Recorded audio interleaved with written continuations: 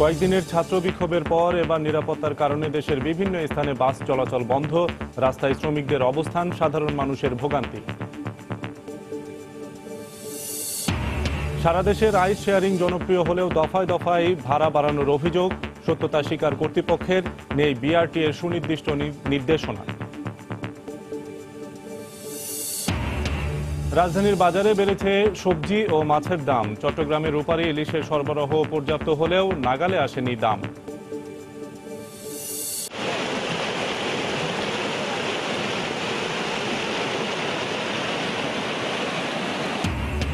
চার দফায় বন্যার ক্ষতি কাটিয়ে না উঠতে আবারও প্লাবিত ফেনীর কয়েকটি গ্রাম।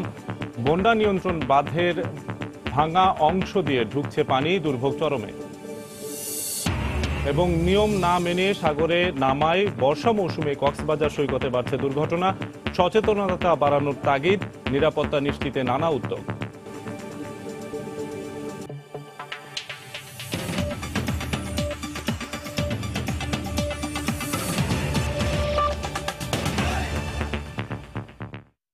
সময় সংবাদের সঙ্গে আছি আমি শফিক মোহাম্মদ। গত কয়েকদিনে টানা ছাত্র বিক্ষোভের পর নিরাপত্তার কারণ দেখিয়ে রাজধানী সহ সারা দেশে বাস চলাচল বন্ধ করে দিয়েছে পরিবহন শ্রমিকরা। সকালে রাজধানীর যাত্রাবাড়ি এবং মহাখালী বাস টার্মিনালে সড়ক অবরোধ করে রাস্তায় অবস্থান নেয় তারা। এতে করে রাজধানীর অভ্যন্তরে গণপরিবহন সহ দূরপাল্লার বাসের চরম সংকট দেখা দেয়। দুর্ভোগে পড়েন বিভিন্ন গন্তব্যের উদ্দেশ্যে বাড়ি থেকে বের হওয়া সাধারণ মানুষ।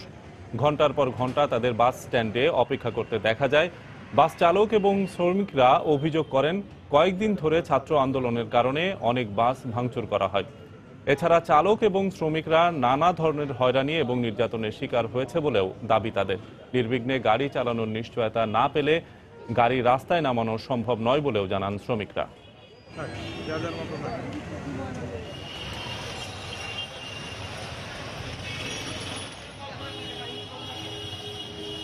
5 দিন ধরে ছাত্ররা আমাদের গাড়ি ভাঙচুর করতেছে, গাড়ি রুটে চলতে দেয় না।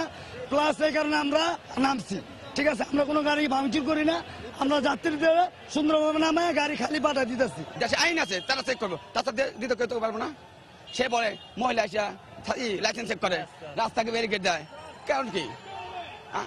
এটা তো হবে না। আমাদের জীবন রক্ষা করার জন্য, মালিকের সম্পদ রক্ষা করার জন্য, যাত্রী জানমাল রক্ষা করার জন্য আমরা এই গাড়ি বন্ধ রাখছি। আগের থেকে আমরা জানতে পারতাম যে শুক্রবারেও গাড়ি চলবে না, আন্দোলন চলবে, তাহলে আমরা অবশ্যই বাসা থেকে বের হয়ে আসতাম না। বাড়িতে যাব, দেখেন বাচ্চা কাচ্চা সহ মানুষ কিভাবে রাস্তাঘাটে শুয়ে রয়েছে।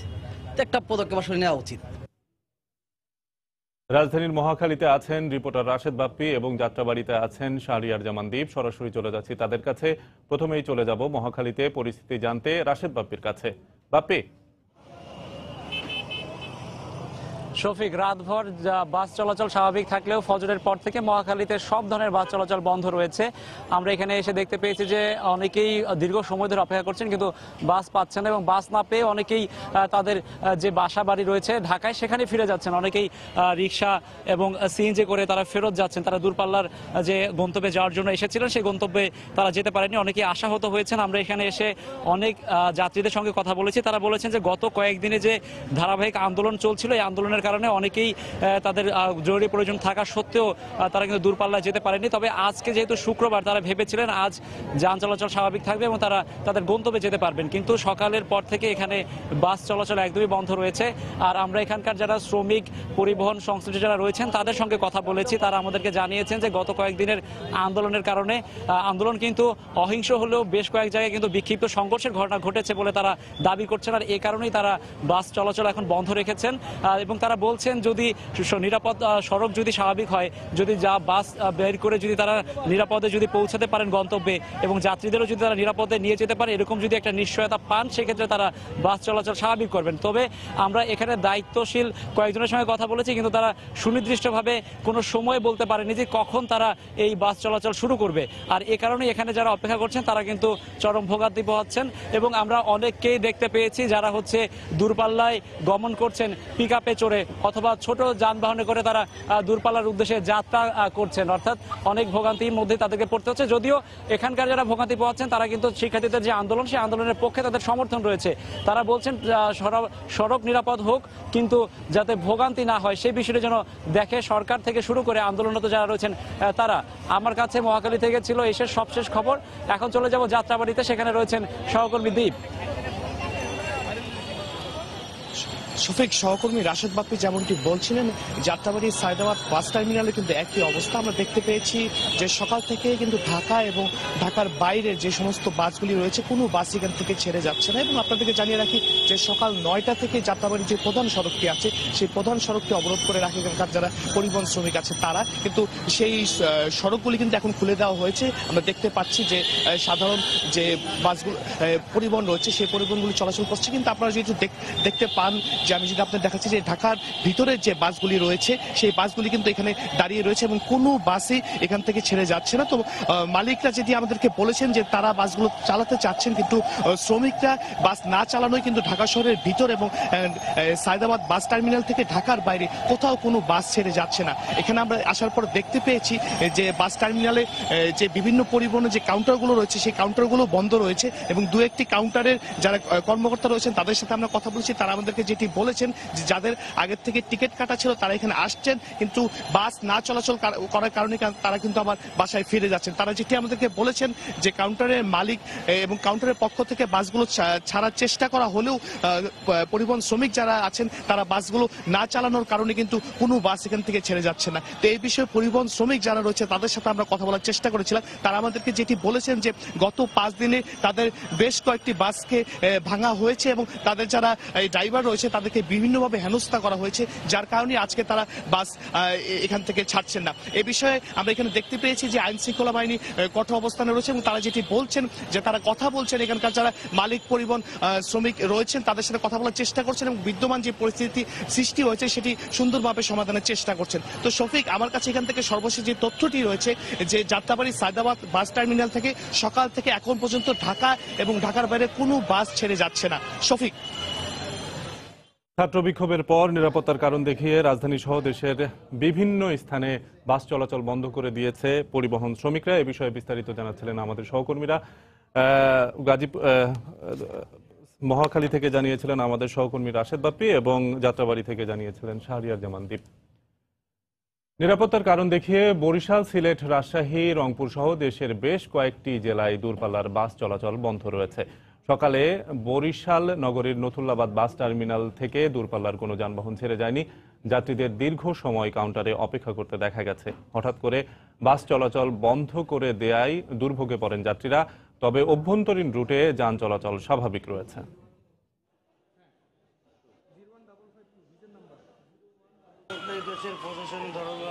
চাঁদপুরেও বন্ধ রয়েছে দূরপাল্লার যান চলাচল। এতে বিপাকে পড়েছেন বিভিন্ন রুটের যাত্রীরা।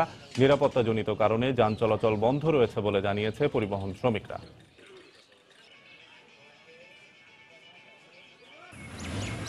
সুনামগঞ্জ থেকে সিলেট এবং সিলেট থেকে ছাতক সহ 5টি রুটে যান চলাচল বন্ধ রয়েছে। অনেকে জরুরি প্রয়োজনে গন্তব্যের উদ্দেশ্যে বের হয়ে বিপাকে পড়েন। তবে সীমিতভাবে চলছে লেগুনা ও সিএনজি অটোরিকশা। হবিগঞ্জেও চলছে পরিবহন শ্রমিকদের অঘোষিত ধর্মঘট। এতে দূরপাল্লা সহ জেলার অভ্যন্তরীণ 9টি রুটে বাস চলাচল বন্ধ রয়েছে। আগে থেকে ধর্মঘটের কথা না জানায় দুর্ভোগে পড়েন যাত্রীরা।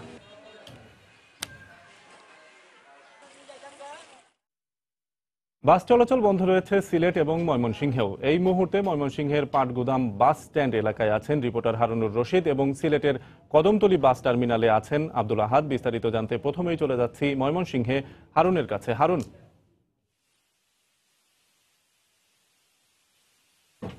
বাস চলাচল বন্ধ থাকার কারণে চরম দুর্ভোগে পড়েছেন ঢাকাগামী যাত্রীরা। আমরা সকাল থেকেই ময়মনসিংহ শহরের বিভিন্ন বাস স্ট্যান্ডগুলোতে অবস্থান করছি।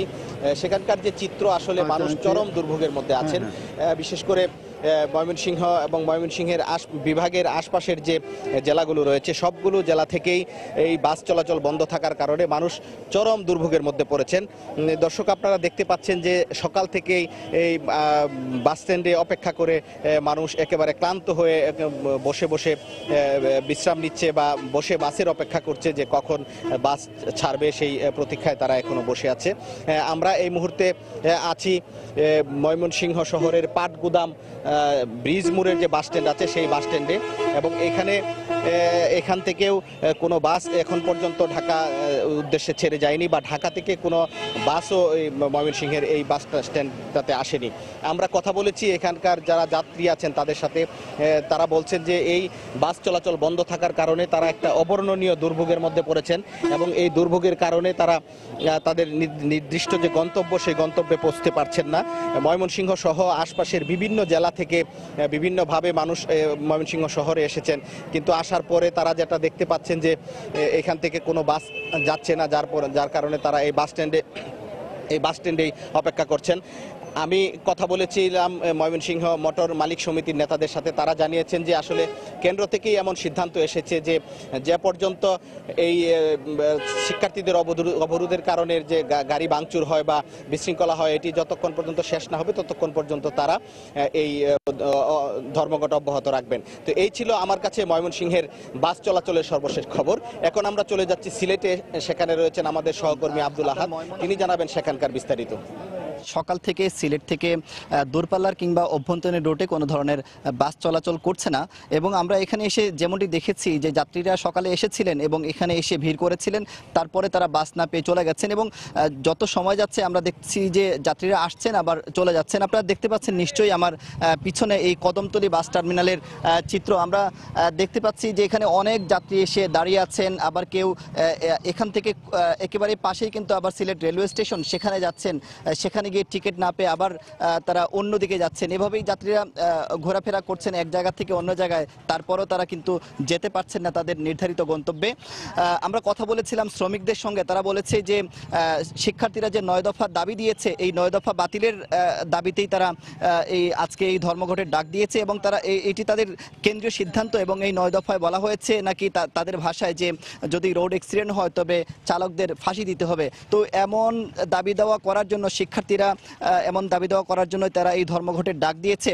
এবং এই কদমতলীতে দেখতে পাচ্ছেন যে এই সড়কে কোনো ধরনের সিএনজি অটোরিকশা চলতে দেওয়া হচ্ছে না, মাইক্রোবাস চলতে দেওয়া হচ্ছে না, কিংবা মানুষের প্রাইভেট কার যেগুলো আছে সেগুলো চলতে দেওয়া হচ্ছে না। শুধুমাত্র আমরা দেখতে পাচ্ছি যে রিক্সা চলাচল করতে দেখছি এই শহরে। এবং জানেন যে সিলেট একটি পর্যটন এলাকা, এখানে অনেক পর্যটক এসেছে তারা দেশের বিভিন্ন জায়গা থেকে, কিন্তু হঠাৎ করে এই ধর্মঘট ডাকার কারণে তারা তাদের গন্তব্যে যেতে পারছে না। এবং অনেক চাকরিজীবী আছেন, তারা সিলেট থেকে মৌলভীবাজার কিংবা এই আশেপাশের উপজেলাগুলো থেকে চাকরি করেন, বিভিন্ন ব্যাংকার আছেন, কিন্তু তারাও কিন্তু আজকে বিপদে পড়েছেন, যেহেতু এখানে সিএনজি অটোরিকশাও চলাচল করতে পারছে না। এবং আপনারা দেখতে পাচ্ছেন যে মানুষের ভোগান্তি, মানুষের দুর্ভোগ। শ্রমিকরা বলছেন যে তাদের এই শিক্ষার্থীদের যে 9 দফা, এই 9 দফা বাতিল না করলে তাদের না করার আগ পর্যন্ত তাদের এই ধর্মঘট চলবে, এমনটি দাবি করেছেন শ্রমিকরা। এবং যাত্রীরা বলছেন যে এরকম ধর্মঘটে না গিয়ে যদি সরকারের সাথে আলোচনা করে এটা একটা সুষ্ঠু সমাধান করা যায়, এটাই তাদের জন্য ভালো, কারণ ধর্মঘটের ডাক দিলে তাদের অনেক ক্ষতি হয়ে যায়। এই ছিল এখনো পর্যন্ত আমার কাছে সিলেট থেকে সবশেষ খবর। সিলেট এবং ময়মনসিংহ থেকে বাস চলাচল বন্ধের খবরাখবর জানাচ্ছিলেন আমাদের সহকর্মীরা। সিলেট থেকে জানাচ্ছিলেন আব্দুল আহাদ এবং ময়মনসিংহ থেকে জানিয়েছেন হারুনুর রশিদ। শিক্ষার্থীদের দাবি পূরণে সরকারের আন্তরিকতার কোনো ঘাটতি নেই বলে জানিয়েছেন আওয়ামী লীগের সাধারণ সম্পাদক ওবায়দুল কাদের। কোটা আন্দোলনে ব্যর্থ হয়ে শিক্ষার্থীদের ওপর ভর করে সরকার হটানোর অপচেষ্টা করা হচ্ছে বলেও মন্তব্য করেন তিনি। সকালে ধানমন্ডিতে দলীয় সম্পাদক মণ্ডলীর সভা শেষে সাংবাদিকদের সঙ্গে কথা বলেন ওবায়দুল কাদের। অপরাধীদের শাস্তির আওতায় আনতে সরকারের কোনো গাফিলতি নেই বলেও মন্তব্য করেন তিনি। শিক্ষার্থীদের এই আন্দোলনে সরকার কিন্তু নীরব দর্শকের ভূমিকা পালন করেনি। আমরা প্রথম থেকেই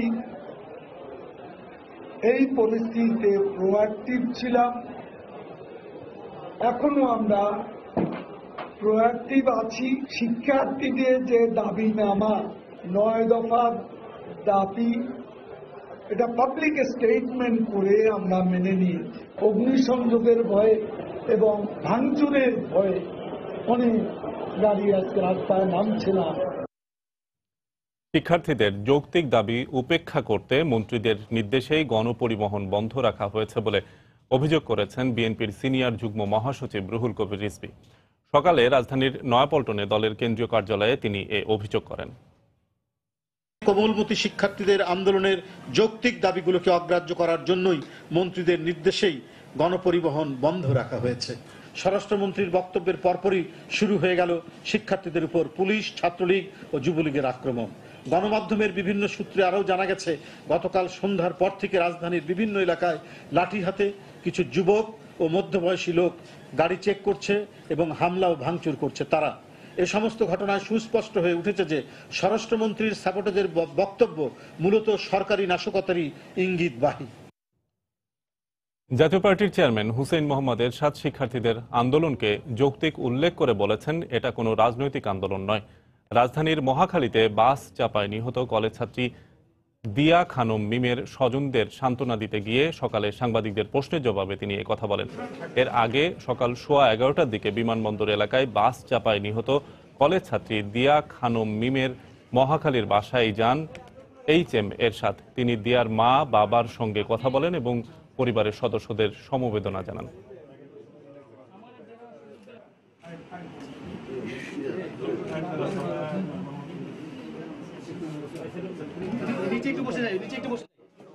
প্রভ চাচ্ছে যে আমরা নিরাপদে বাঁচতে চাই, নিরাপদে স্কুলে যেতে চাই, নিরাপদে ফিরতে চাই। অযৌক্তিক দাবি তো নয়, দাবি তো অযৌক্তিক নয়, যৌক্তিক দাবি। যেভাবে বাস চলে তুমি নিজেরা দেখেছো, এই বাসের 4টা চাকা ছাড়া কিছু নেই, বডি নেই, কিছু নেই। 13 বছর ছেলে বাস চালাচ্ছে, এই অনিয়ম কতদিন চলবে? আর ওদের এই অন্যায় করেছে তারা। এটা ঠিক রাজনৈতিক দাবি নয়, ওদের বাঁচার দাবি। আমার মনে হয় এরকম বেপরোয়া গাড়ি চালাতে মানুষ হত্যা করে, তাদের শাস্তি মৃত্যুদণ্ড হওয়া উচিত। গত কয়েকদিনের মতো আজও রাজধানীর শাহবাগ মোড়ে অবস্থান নিয়ে গাড়ির কাগজপত্র পরীক্ষা করছে শিক্ষার্থীরা। এ সময় বিএনপির সিনিয়র যুগ্ম মহাসচিব রুহুল কবির রিজভীর গাড়ির চালকের লাইসেন্স পরীক্ষা করে ছাত্ররা। কাগজপত্র পরীক্ষার পর গাড়িটি ছেড়ে দেওয়া হয়। আন্দোলনকারী শিক্ষার্থীরা বলেন, 9 দফা দাবি সবকটি মেনে নেওয়া না পর্যন্ত রাজপথে থাকবেন তারা। এদিকে শাহবাগ এলাকায় বিপুল সংখ্যক পুলিশ সদস্য মোতায়েন রয়েছে, তবে শিক্ষার্থীদের কাজে তারা কোনো ধরনের বাধা দিচ্ছেন না বলে পুলিশের পক্ষ থেকে জানানো হয়েছে। পুলিশ শিক্ষার্থীদের পরিচয়পত্র পরীক্ষা করে এই সময় আইডি কার্ড না থাকায় একজনকে সরিয়ে দেওয়া হয়।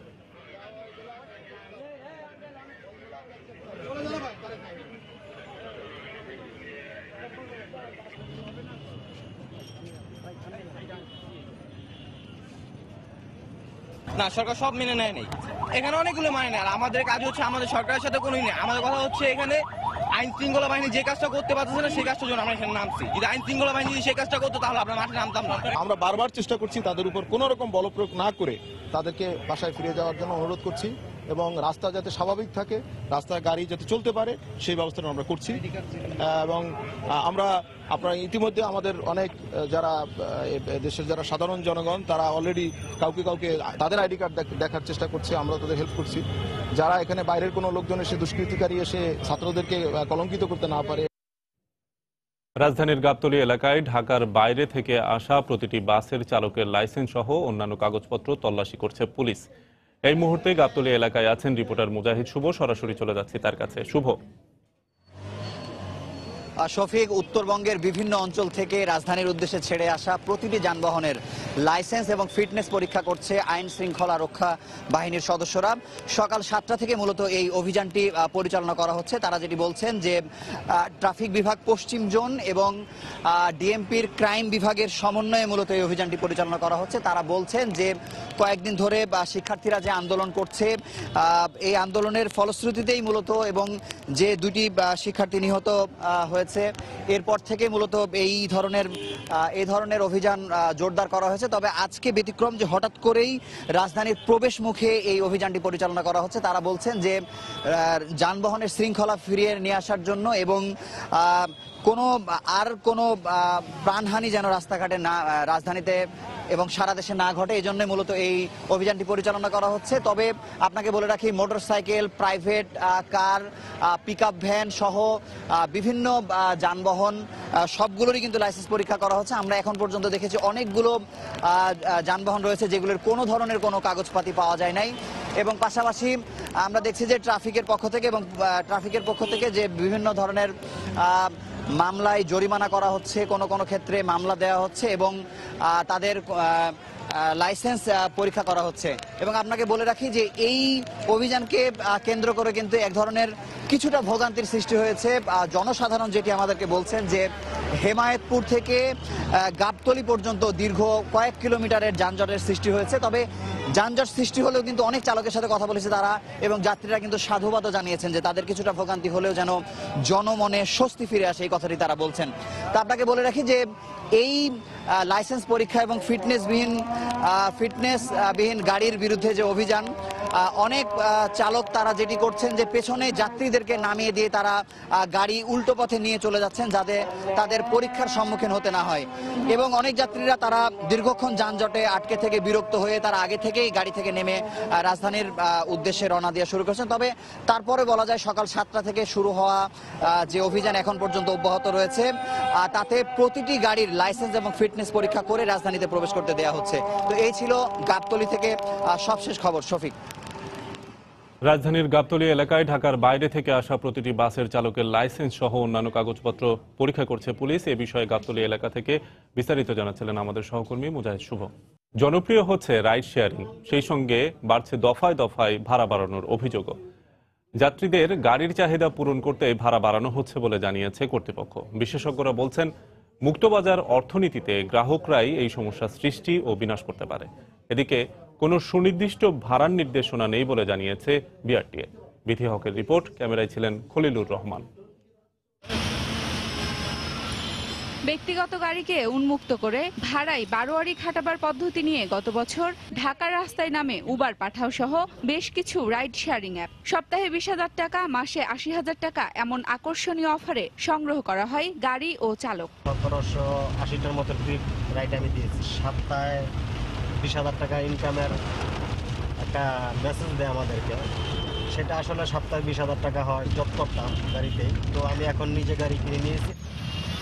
40 থেকে 70% ছাড়ের বিজ্ঞাপনে আগ্রহী হয়ে ওঠে যাত্রীরাও। সবসময় আমরা প্রমোশনাল বিভিন্ন ধরনের ডিসকাউন্ট পেয়েই থাকি, 30 to 70%। মনে হয় যে কিছুটা সাশ্রয় হবে, কিন্তু যখন আমরা ভাড়ার সাথে কম্পেয়ার করি আমার কাছে খুব বেশি মোটিভেশনাল মনে হয় না। তবে পিক আওয়ার, ঝড় বৃষ্টি আর নানান অজুহাতে সেই ভাড়া বেড়ে যায় কয়েক গুণ। একটা জায়গায় যাওয়া আসা করতে আমার 2500 টাকার কাছাকাছি আমার বিল চলে গেল। এই ভাড়াটার আসলে জবাবদিহিতাটা কোন জায়গায়? রেন্টেকারে যদি আমি গাড়িটা ভাড়া করে রেখে দিই, আমার কিন্তু 2500 টাকায় হয়ে যাবে। ঘটনার সত্যতা স্বীকার করে কর্তৃপক্ষ বলছেন, অফিস আওয়ারে যাত্রীদের গাড়ির চাহিদা পূরণ করতেই ভাড়া বাড়ানো হয়। 30 জন চেষ্টা করছে একটা গাড়ি পাওয়ার জন্য। এরকম কেসে প্রবলেমটাকে অ্যাড্রেস করার জন্য আমাদের প্রাইসিংটা আমরা ভ্যারি করি। এটা অ্যাকচুয়ালি মার্কেটের জন্য বেটার। মুক্তবাজার অর্থনীতিতে গ্রাহকরাই সর্বেসর্বা, তারা চাইলেই বড় ভূমিকা পালন করতে পারেন বলছেন পরিবহন বিশেষজ্ঞরা। মুক্তবাজার অর্থনীতিতে নিয়ন্ত্রণ করে কিছু হয় না। বাসের ক্ষেত্রে যেমন আমরা পারি না, একইভাবে এইসবের ক্ষেত্রেও কিন্তু পারা যাবে না। সরকারের নজরদারিটা থাকতে হবে, জনগণের জানমালের দায়িত্ব সরকারের। আর বিআরটিএ বলছেন, ক্যাবের চেয়ে কম ভাড়া রাখার নির্দেশনা দিলেও কিলোমিটার হিসেব করে কোনো সুনির্দিষ্ট নির্দেশনা দেওয়া হয়নি। সুনির্দিষ্ট এমন যেহেতু দরকার নাই, আমাদের ট্যাক্সি ক্যাবের ভাড়া আছে কিলোমিটার বেসিসে, তার বেশি নিতে পারবে না। এখন এইটা নিচে রেখে তারা যে কোনো ভাবে সাজাইতে পারে। এটা ড্রপ পিক আওয়ার একরকম, পিক আওয়ার একরকম, তারা সেটা করতেই পারে। গাড়ির মানের উপর নির্ভর করে 40 ও 80 টাকা থেকে শুরু হয়ে প্রতি কিলোমিটার 18 ও 22 টাকা অপেক্ষমান চার্জ প্রতি মিনিট 3 টাকা হারে আদায় করার পরেও বাড়তি যে ভাড়া আসে তার সুস্পষ্ট কোনো ব্যাখ্যা নেই কারো কাছেই। গ্রাহক ও বিশেষজ্ঞদের পরামর্শ, পুরোপুরি নিয়ন্ত্রণ না হলেও নজরদারিটা যেন অন্তত বাড়ানো হয়। বিথি হক, সময় সংবাদ, ঢাকা। ভরা মৌসুমে বন্দরনগরী চট্টগ্রামের বাজারগুলোতে বাড়তে শুরু করেছে রূপালী ইলিশের সরবরাহ। তবে জলদস্যুতা আর সাগর উত্তাল থাকায় স্বাভাবিকের তুলনায় কম মাছ নিয়ে সাগর থেকে ফিরতে হচ্ছে নৌকা ও ট্রলারগুলোকে, যে কারণে মাছের দাম এখনো পুরোপুরি সাধারণ মানুষের নাগালে আসেনি। সাখাওয়াত টিপুর ক্যামেরায় বিস্তারিত জানাচ্ছেন কমল দে। মূলত বাংলা সনের শ্রাবণ মাসের পুরোটা ইলিশের মৌসুম। এ সময় সাগরে জেলেদের জালে ঝাঁকে ঝাঁকে ইলিশ ধরা পড়ে। এই বছরও তার ব্যতিক্রম হচ্ছে না, যে কারণে বাজারগুলোতে ইলিশ মাছের সরবরাহ বাড়ছে। তবে যে অনুযায়ী ইলিশ মাছের দাম থাকার কথা তার তুলনায় কিছুটা বাড়তি দামে বিক্রি হচ্ছে পাইকারি পর্যায়ে। 100 গ্রাম পড়তেছে 800 টাকা, আর 900 গ্রাম 1 কেজি পড়তেছে 1000 টাকা, 900 টাকা। সাগরে বোট না দেওয়ার কারণে একটু বাজারটা একটু চড়া আর কি। ভরা মৌসুম ইলিশ মাছের বাড়তি দামের জন্য বিরূপ আবহাওয়াকে দুষছেন বোট মালিক এবং মাছ ব্যবসায়ীরা। বিশেষ করে একটি মাছ ধরার নৌকা কিংবা ট্রলার 5 থেকে 7 দিন সাগরে অবস্থান নিয়ে মাছ ধরার কথা থাকলেও সাগর উত্তাল থাকায় এখন তাদের দুদিনেই উপকূলে ফিরে আসতে হচ্ছে। সিঙ্গেল হচ্ছে, বোট যাইতে পারে না, বোট যেগুলো একবার গেলে আবার চলে আসছে। এমনি মাছের দাম আর আগের বছর থেকে এই বছর অনেক মাছ কম। যতক্ষণ মনে হচ্ছে ওয়েদার সমুদ্র ভালো হবে না ততক্ষণ আমাদের যে একটা টার্গেট থাকে মৎস্য অধিদপ্তরের, ও টার্গেটটা মনেই কোনো মতেই ফিল আপ হবে না। এদিকে সাগরের কিছু কিছু পয়েন্টে এখনো জলদস্যুদের আধিপত্য রয়ে গেছে বলে অভিযোগ মাছ ব্যবসায়ীদের। এতে জেলেরা গভীর সাগরে মাছ ধরতে যাওয়ার সাহস করছে না। বাসকালে ওদিকে টাকা বেড়ে গেছে, আর এখন ডাকাতের জন্য মাছ ধরা অসম্ভব। আর সাগরে একটু উত্তাল হয়েছে। সাগরে জলদস্যু খুবই ডিস্টার্ব করে, বোট নিয়ে গেলে ডাকাতি করে, ডাকাত করে মারধর করে, জিনিসপত্র জাল মাল যা কিছু মাল সামানা থাকে নিয়ে নেয়। চলতি মৌসুমে চট্টগ্রামের সবচেয়ে বড় মাছের বাজার ফিশারি ঘাটে প্রতিদিন প্রায় 150 মেট্রিক টন ইলিশ বিক্রি হচ্ছে। ডিমওয়ালা মাছ রক্ষা এবং জাটকা নিধন বন্ধে বছরে অন্তত 3 বার সাগরে মাছ ধরা বন্ধ রাখার নির্দেশনা রয়েছে সরকারের। গত কবছর ধরে প্রশাসন এই ব্যাপারে ব্যাপক কড়াকড়ি আরোপ করেছে, আর এই সুফল মিলতে শুরু করেছে দেশের ইলিশ মাছের বাজারে। চট্টগ্রামের ফিশারিঘাট থেকে কমল দে, সময় সংবাদ। প্রবল বর্ষণ এবং পাহাড়ি ঢলে ফেনীর মুহুরী, কহুয়া, সিলোনিয়া নদীর বাঁধ ভেঙে যাওয়ায় 28টি পয়েন্ট দিয়ে পানি ঢুকে পঞ্চম দফায় প্লাবিত হয়েছে 2টি উপজেলার কয়েকটি গ্রাম। এর আগের 4 দফায় প্রায় 35টি গ্রাম বন্যায় ক্ষতি কাটিয়ে না উঠতেই আবারও 10টির বেশি গ্রামের হাজার হাজার মানুষ পানিবন্দী। বসত বাড়িঘর সহ তলিয়ে গেছে গ্রামীণ সড়ক, ফসলি মাঠ। জুলহাস তালুকদারের ক্যামেরায় আতিয়া সজলের রিপোর্ট। বৃহস্পতিবার দুপুর থেকে প্রবল বর্ষণ আর ভারতের উজান থেকে নেমে আসা পাহাড়ি ঢলের পানির তোড়ে বন্যা নিয়ন্ত্রণ বাঁধের আগের ভাঙা 28টি স্থান দিয়ে পানি রুখে সৃষ্টি হয় বন্যার। গত 12 জুন প্রথম দফায় ঢলের পানিতে প্লাবিত হয়েছে ফুলগাজী ও পরশুরাম উপজেলার 3টি ইউনিয়নের 10টি এবং পরবর্তী আরও 3টি ধাপে এ 2 উপজেলার কম বেশি 50টি গ্রামের মানুষকে বন্যার ভোগান্তিতে পড়তে হয়। কয়েক দফা বন্যার ক্ষতি কাটিয়ে ওঠার আগেই আবারও পানিবন্দী হয়ে পড়েছে এসব গ্রামগুলোর কয়েক হাজার মানুষ। রাস্তাঘাট সহ ভেঙে গেছে অনেকের বাড়িঘরও। চরম দুর্ভোগে পড়েছে এসব এলাকার মানুষ। আর ভেঙে যাওয়া বাঁধের মেরামত দ্রুত শেষ করতে না পারলে সামনে আবারও দফায় দফায় বন্যার কবলে পড়ার আতঙ্কে ভুগছেন স্থানীয়রা।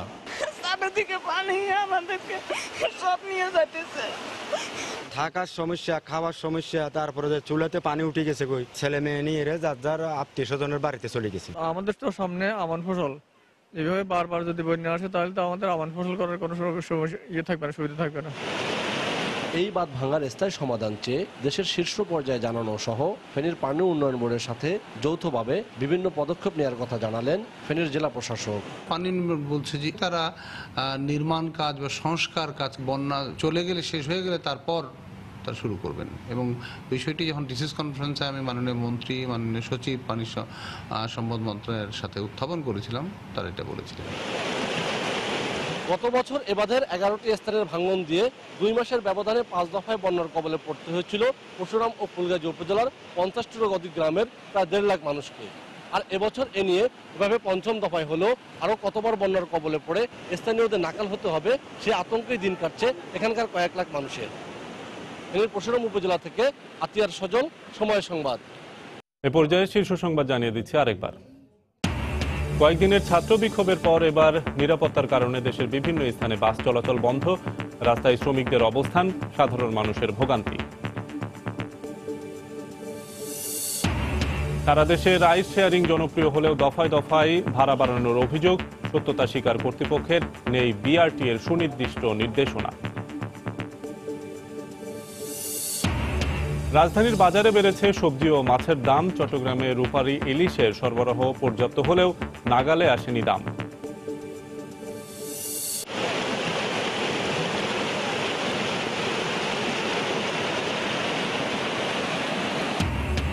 4 দফায় বন্যার ক্ষতি কাটিয়ে না উঠতেই আবারও প্লাবিত ফেনীর কয়েকটি গ্রাম। বন্যা নিয়ন্ত্রণ বাঁধের ভাঙা অংশ দিয়ে ঢুকছে পানি, দুর্ভোগ চরমে। এবং নিয়ম না মেনে সাগরে নামায় বর্ষা মৌসুমে কক্সবাজারের সৈকতে বাড়ছে দুর্ঘটনা। সচেতনতা বাড়ানোর তাগিদ, নিরাপত্তা নিশ্চিতে নানা উদ্যোগ। এই ছিল এখনকার মতো। যে কোনো খবর পেতে ভিজিট করুন সময়নিউজ.tv। যে কোনো বাংলা লিংক ও রবি নম্বর থেকে সময় সংবাদের খবর, অনুষ্ঠান সম্পর্কে জানতে এবং যে কোনো তথ্য সময় সংবাদকে জানাতে ডায়াল করুন 16242 নম্বরে। এছাড়া এই মাত্র পাওয়া খবর আপনার মোবাইলে পেতে SMS করুন *BN লিখে পাঠিয়ে দিন 16242 নম্বরে। সঙ্গে থাকুন সময়।